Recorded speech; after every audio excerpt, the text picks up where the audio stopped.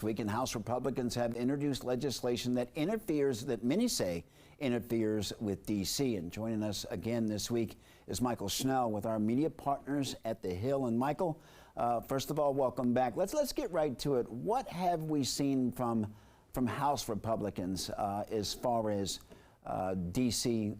politics and laws?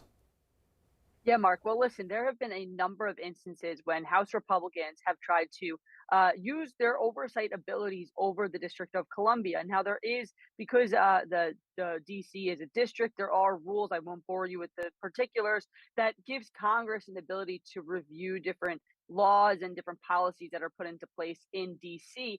And we typically wouldn't really see this action of Congress using that oversight, but House Republicans have embraced it. And so just recently, we saw House Republicans last week vote to try and override President Biden's veto of a resolution that would have blocked DC's police accountability bill from going into effect. Now, that veto override ultimately failed. But look, I think that one reason why House Republicans are really embracing this strategy is because just earlier this year, we'll remember the House passed a resolution with some help from some Democrats that would forced DC that blocked DC's revised criminal code from going into effect.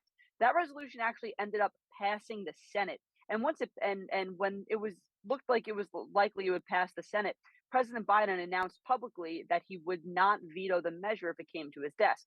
And that's exactly what happened. The measure landed on his desk and he signed it, blocking DC's revised criminal code from taking effect. So Republicans essentially see that even though the White House initially said it was against that disapproval resolution for the revised criminal code, they think that if they can get enough support in both chambers, they could sort of force President Biden's hand on the issue. Now, that wasn't the case with that police accountability bill. President Biden ultimately did issue a veto there. But we're seeing House Republicans embrace this strategy of using disapproval resolutions targeting Washington, D.C. No indication that that strategy will subside in the months to come.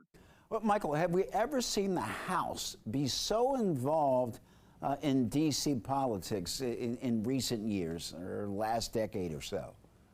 It's definitely notable right now. And I think that one of the reasons why is because if you look at the specific resolutions that House Republicans are targeting in these disapproval resolutions, a number of them are ones that target crime-focused policies. I spoke about the criminal code. There was the police accountability bill. And that is not a coincidence, Mark. It's because crime has become a very hot button, but also a very salient issue among voters. We saw back in 2022 during the midterms that a number of voters were concerned about rising crime. Obviously, crime in Washington, D.C. has been a main topic of conversation. It's also been an area of inquiry for a number of investigative committees up here on Capitol Hill. So bringing these crime-focused disapproval resolutions to the floor gives House Republicans an opportunity to talk about rising crime, to message on the issue of rising crime. And again, we're inching closer to that 2024 presidential election. There are also a number of down ballot races. All House members are up. A handful of Senate lawmakers are up. So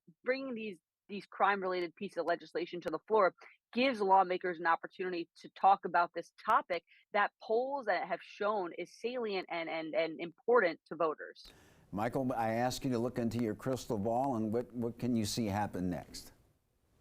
Listen, I think that we're likely going to see Republicans continue on the strategy of using disapproval resolutions. I'll also note they haven't just been ones that have targeted Washington, D.C. We've also seen a number of disapproval resolutions be brought up that target Biden, the Biden administration's different policy rules. Just this week, there was another vote in the House to override President Biden's veto on his student loan forgiveness plan. That did not pass the House. You know, a veto override has a very high threshold. You need at least 2/3 of the House for that to happen. Not even close to that threshold. But again, it gives Republicans an opportunity to go home and say, hey, look, I voted against the President Biden student loan forgiveness plan. I voted against this. What they're saying is a soft on crime policy in Washington, D.C. It's a lot about messaging because a lot of the times, well, it wasn't the case with the criminal code.